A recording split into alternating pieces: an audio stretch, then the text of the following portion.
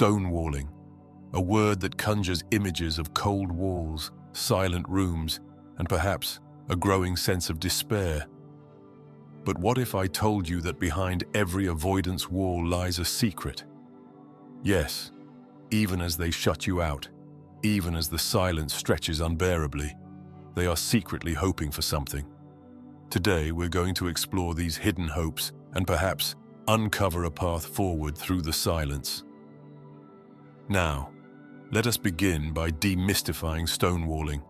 It's a peculiar behavior, isn't it? An avoidant partner withdraws, shuts down, and leaves you grappling with an eerie silence. You've heard the common explanations. They're overwhelmed, physiologically flooded, or seeking space. And yes, these are true, but they are merely the surface of a much deeper ocean. Behind that wall lies an unspoken truth.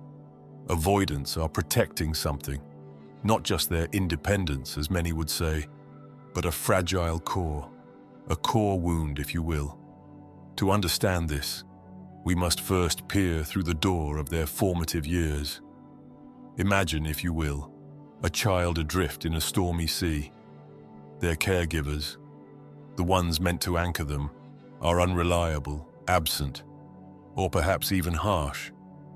This child learns a simple truth. To survive, I must rely on myself. Emotional regulation, the soothing comfort of another's presence, is a luxury they cannot afford. Now, fast forward to adulthood. That child, now grown, carries this lesson into their relationships. The sea hasn't calmed, it's merely become internal. When the waters get choppy, when commitment or vulnerability loom large, they retreat, stonewalling to preserve the fragile balance they've learned to maintain. But here's the irony. Even as they retreat, avoidants crave connection. It's a paradox, a push-pull dynamic that leaves both them and their partners in turmoil. But here's where it gets fascinating. You've heard the parable of the boiling frog, no?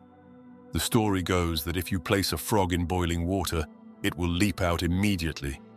But if you place it in cool water and gradually turn up the heat, the frog will sit contentedly until it's too late. Now, while the science behind this is dubious, the metaphor holds a valuable lesson.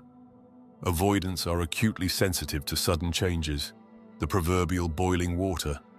Ask them to leap into a deep commitment, and they'll flee. But gradual change, a slow warming of the waters, is something they can tolerate. This, dear friend, is the key to understanding their behavior. Stonewalling isn't a rejection of you.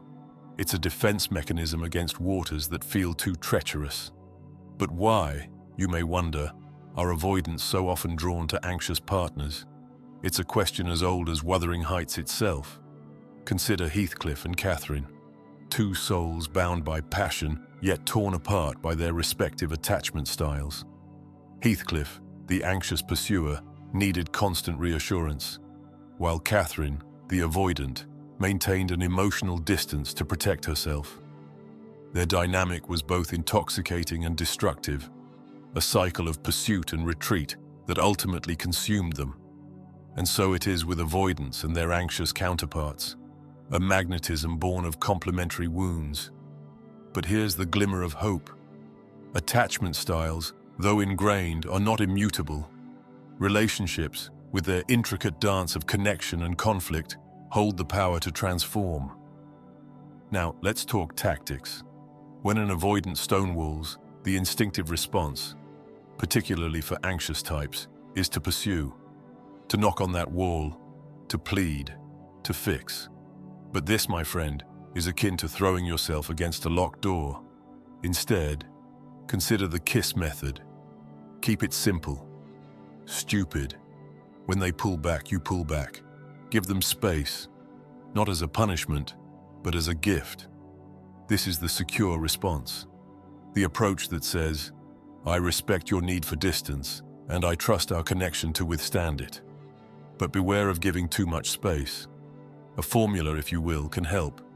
Assess the severity of the stonewalling, their patterns, their comfort level, and the emotional climate.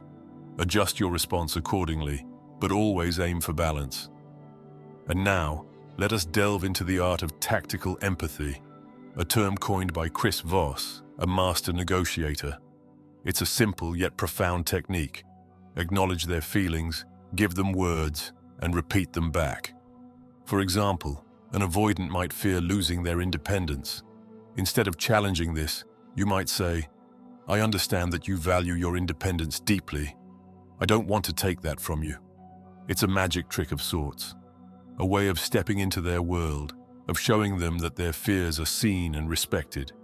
And in that moment of understanding, their walls begin to crumble.